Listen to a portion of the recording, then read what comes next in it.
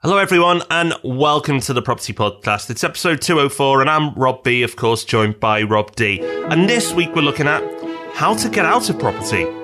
Different for us.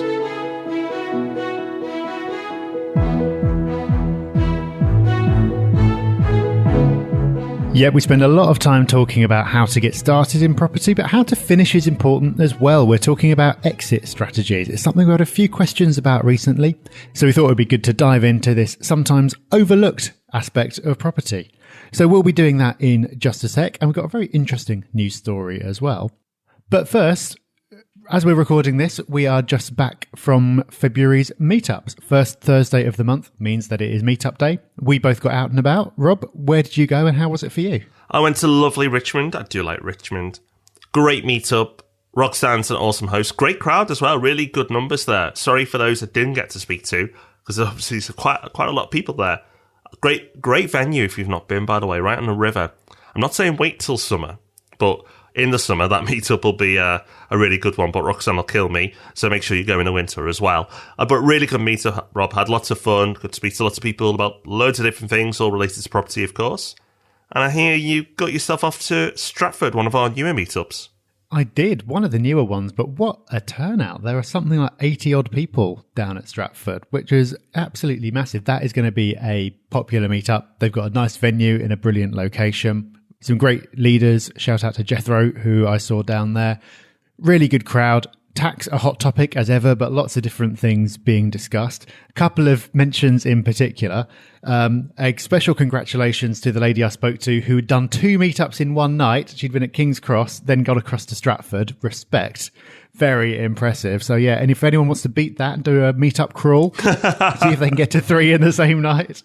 The challenge has been thrown down. But my absolute favourite conversation of the night was with a guy who I met who said his young son was really excited that he's going along and he might be able to meet me. And he said, "Oh, is it one of the twins off the radio?" Which I just thought was brilliant because yeah, we're called Rob and Rob doesn't mean we're twins and we're not on the radio, but I was still very impressed by that. Apparently he was also a bit confused about whether it was Rob and Rob or Dick and Dom. But these are comparisons that I can live with. Just about. Right. And for those who don't know who Dick and Dom are, then yeah. Well, actually, don't Google it. I was going to say Google it, but probably best don't. Best not to. But anyway, thank you to him and thank you to everyone else down at Stratford for a great evening. It's not too early to book yourself on to next month's meetups.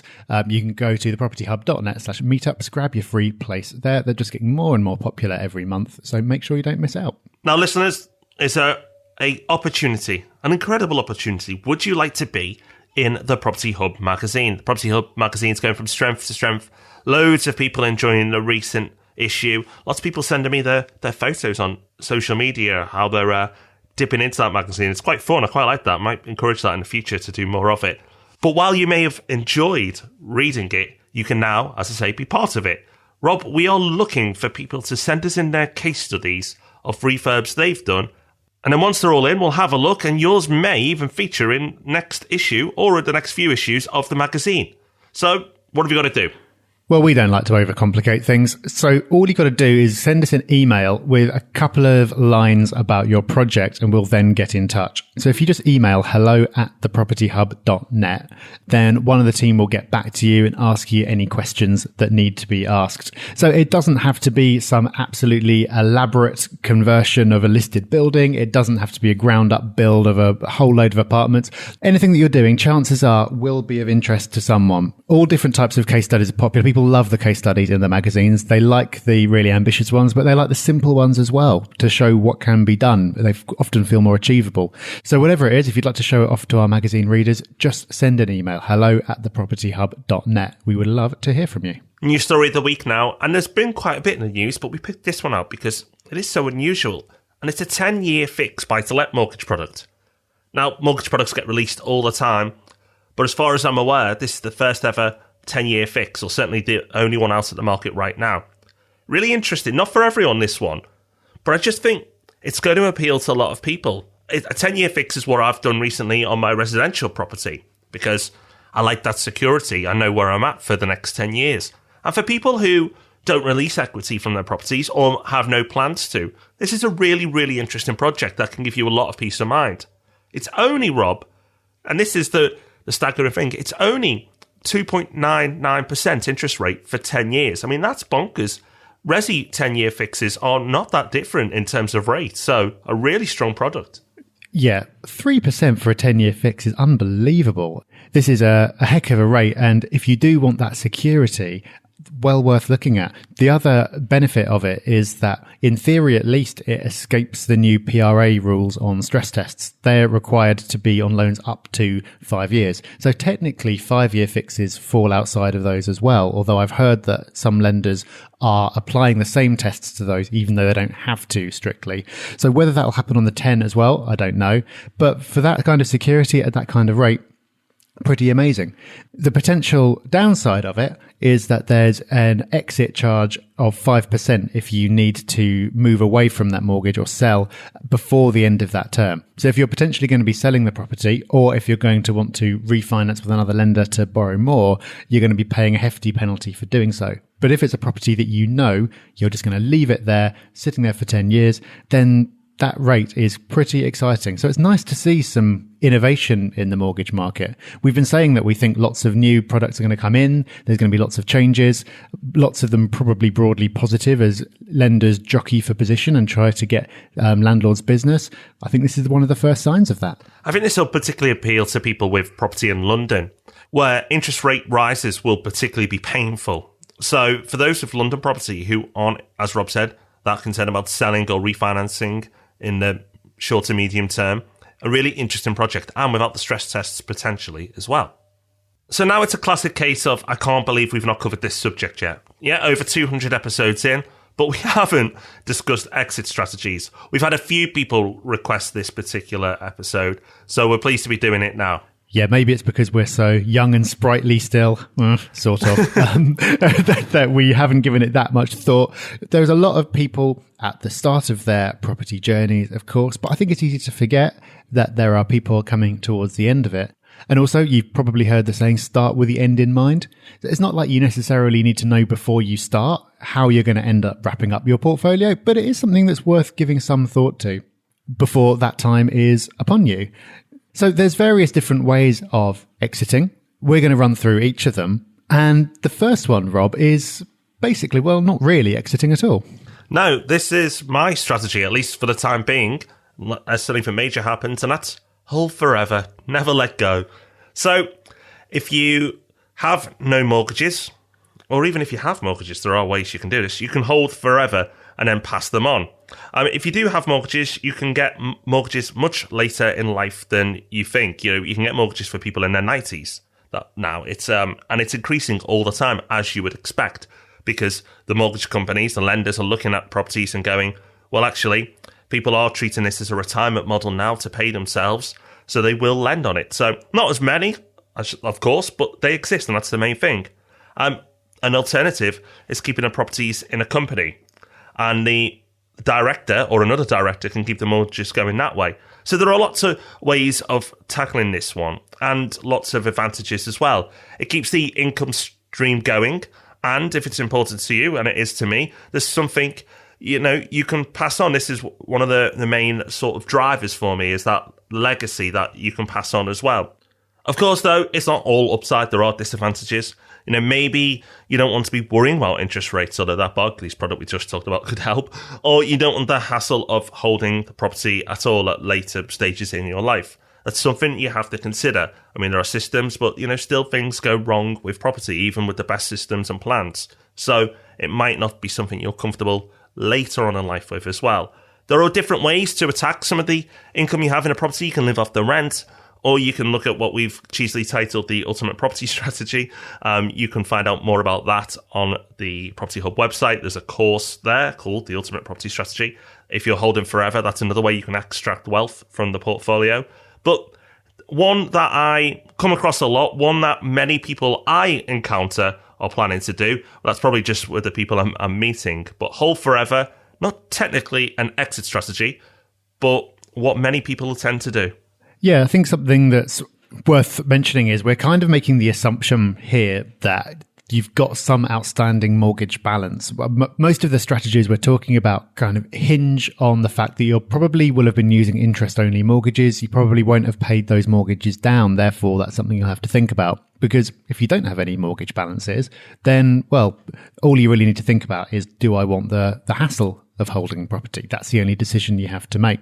I think for this particular strategy, the strategy of basically not exiting, it is probably the hassle that puts people off. But by this point, especially if you're doing the limited company model, which is becoming more and more popular, by that point, you might have handed control of the portfolio, or you might be sharing control of it with a child anyway. So again, you don't have to know exactly how things are going to end when you're a long way away from it happening, but it's worth knowing that not exiting at all is an option. Another option is to sell some of your properties, but not all of them. And the rationale for that would be to sell enough that you can pay off the mortgage balances on the rest and then hold on to them. So something that I think gets downplayed too much when talking about this kind of thing and when thinking about the long term in property is that if you've got a mortgage balance, so you've borrowed a certain amount of money against a property, even if you don't pay that down, you would expect that property prices would rise at least in line with inflation. Now, over a year or over 2 years, that's not really going to make much of a difference. But if you're looking at holding a property for 20 years or more, then by the end of that period, the mortgage that you've got remaining will be actually worth less in real terms because of inflation, and it will also be worth less as a proportion of the value of the property because the property will have gone up in value and the mortgage will have stayed where it was. So people often think, oh, I'm going to have to sell everything to pay off all my mortgages. But in fact, it might be the case that if you've got several properties, you might only need to sell off one and use the equity on that to clear the mortgage balances on the others. So if you're starting out and you're leveraged to 75% or whatever, it might seem that that's never going to happen. But time is an amazing thing. And people always underestimate the effect of inflation in the long term. So it might be that all you need to do, sell 1 or 2 properties, and then you can hold on to the rest with no mortgages at all. So the obvious advantages of that are that you're debt free. So you don't have to be worrying about what's happening with interest rates, whether you'll be able to keep on getting mortgages as you get older and all that kind of thing that we were just talking about. And yet you still get to keep the income from your properties. So you've still got the potential hassle factor. If that's something that worries you, that'll still be a concern. But otherwise, looking pretty good. The other disadvantage is, of course, tax. Tax always seems to be a disadvantage that crops up somewhere when we're talking about anything. That in this case, capital gains tax. So if you are selling 1 or more properties and those have had a big increase in value, which is what you want to clear the mortgage balances, then you will have to pay capital gains tax. Even if you've got allowances and all that kind of thing, you're still going to pay some tax to do so. So that's something that you're going to have to weigh up against the advantages. But I think this is quite a nice balance. You get to keep some of your properties for income and to pass on or whatever else you want, but you don't have to be worrying about mortgages anymore. Yeah, it's simplistic, but sometimes simplistic is best. It's easy. And a lot of people will do this as well. So another really popular strategy. Of course, if you sell within a limited company, then you've got corporation tax. So there's still tax there and implications, but just a different form of taxation. So a simplistic strategy, but one that many of you listening will probably do. Another one, and you never know, some of you might do it because it's tempting, is sell the lot, liquidate everything, and use the proceeds to buy a yacht. Or probably more sensibly, invest in other asset classes. You're going to have a lot of money by doing this. You know, that's going to be one of the biggest advantages. You're going to get chunks of cash by selling everything. Now, if you're sensible, you can use that then to diversify across a portfolio of investments and, see you through into retirement. And then hopefully, if you want to, pass it on to others as well. Of course, if you've set yourself up in a particular way, that's tax efficient. Then, of course, you have no more hassle for property. If you've got it in hands-off type of investments, then your money will come in different ways, and it's hands-off, you're done. It's easy. Why isn't everyone going to do this, and why will many people probably do option 1 or 2? Well, the big advantages, where there was a bit of tax in the last strategy, because you're selling some, you're going to have a lot of tax in this strategy, because you're selling everything. You've also got no assets anymore that are property based, and property assets have done pretty well in the past and probably will do pretty well in the future. And of course, that's a legacy thing that you can't pass it on. So it's tempting because you're going to get your hands on large bundles of cash, but after you paid out all the tax and the thought of no longer having those assets, it'll probably put some people off. But it's an approach and a way of tackling this that some people may go for. Yeah, exactly. There's a lot to be said for having diversification and for not having any hassle. But passing property on is a big motivator for a lot of people, and that tax hit is going to be painful as well. So with all these approaches so far, there's been some reasons why it seems attractive, and then there are some factors that put you off as well. So can you have the best of everything? Well, maybe you can if you plan ahead enough. And if you're aware of all the options and you work out something that's going to best fit you, because the final option is a mix of all of the above. So there's nothing that says you have to sell everything, you have to hold everything.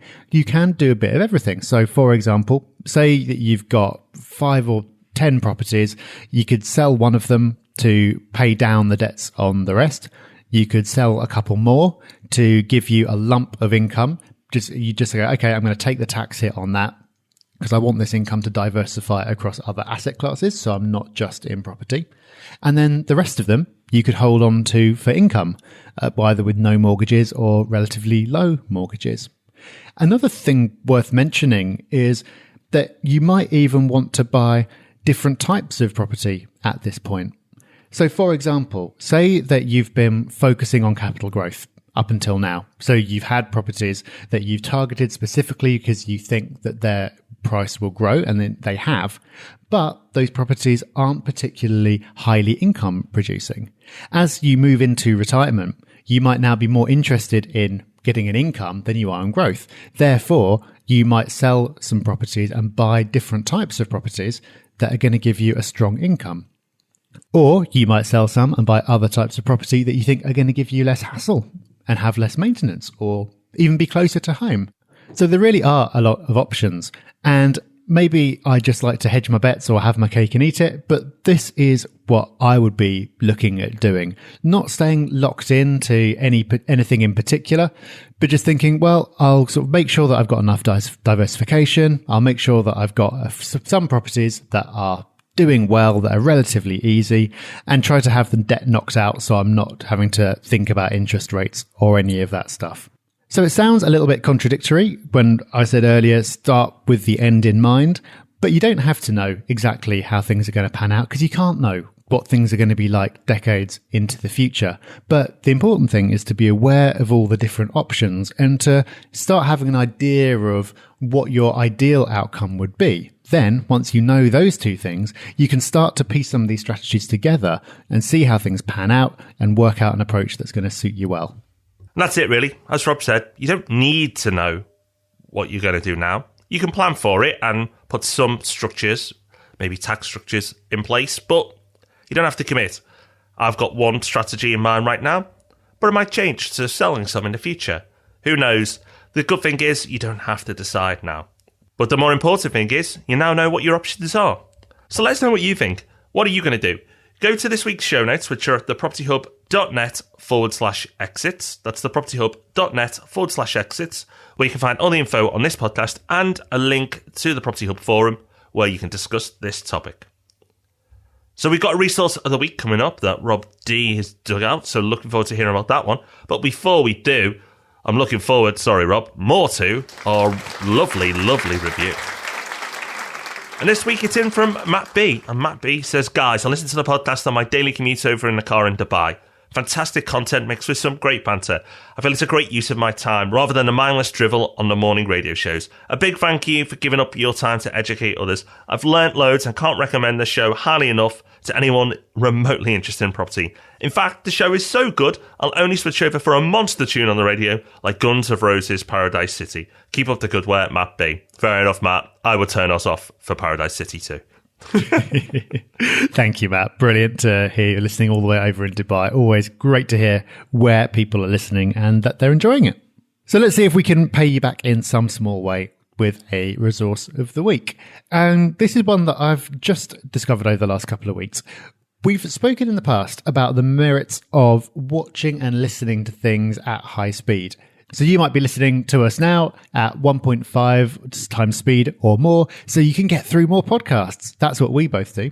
And we've also spoken about doing the same thing on YouTube, because on YouTube, there are options to go and change the speed all the way up to double.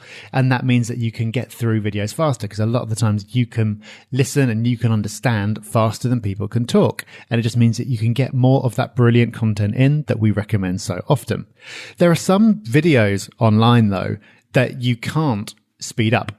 So on YouTube you can, but you'll come across videos in lots of other places where there are just no speed controls. Well, we've got that fixed for you now because there's a Chrome extension. We've spoken about a lot of Chrome extensions, really useful little tools, called Video Speed Controller. As you would expect, that gives you a controller to change the speed of any video that you come across online. So you don't need it if you only watch on YouTube, but if you come across any other type of video, and this works on iPlayer as well, by the way, you can speed it up when you wouldn't previously have been able to. Love that. Yeah, you're right. There's videos that come up from time to time that kind of lock you in, and you can't even fast forward, never mind speed up. So that's an awesome tool. You know what, Robert? I often think about the people who listen on fast speed, and then we could mess with their heads and talk really, really fast for the rest of the episode, so now they can't understand exactly what we're saying, and then now they're going to have to slow down, but then we could go really slow to mess with everyone. But don't worry, we won't do that. Okay, well, I think we should wrap up this episode before we get into any more practical jokes to mess with our listeners. But do go check out that resource. Go check out the show notes for this episode at thepropertyhub.net/exits.